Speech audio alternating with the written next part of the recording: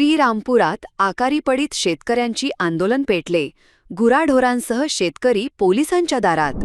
100 वर्षापासून अकारी पडीत शेतकऱ्यांच्या वारसांना त्यांच्या जमिनी मिळाल्या नाहीत. आमच्या बापजाद्यांच्या तातडीने मिळाव्यात म्हणून आज श्रीरामपूर पोलीस स्टेशनच्या आवारात अकारी पडीत शेतकऱ्यांच्या वारसांनी आंदोलन केले. गुराढोरांसह शेतकरी पोलीस ठाण्याच्या आवारात जमले.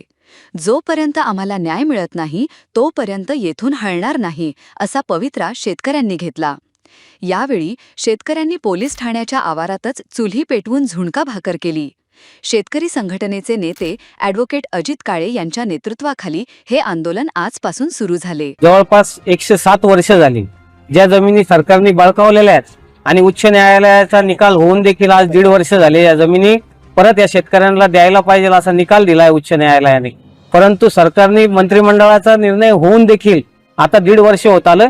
कोणत्या परिस्थितीत सरकार ऐकायला तयार नाही, गोरगरीब शेतकऱ्यांना जमिनी द्यायला तयार नाही. त्याच्यामुळे हे जवळपास आमचं 4थं आंदोलन आहे की ज्याच्या माध्यमातून आम्ही आता निर्णायक भूमिकेत आलो आहोत की आता इथून पुढे मात्र सरकार दरबारी आम्ही काही जाणार नाही.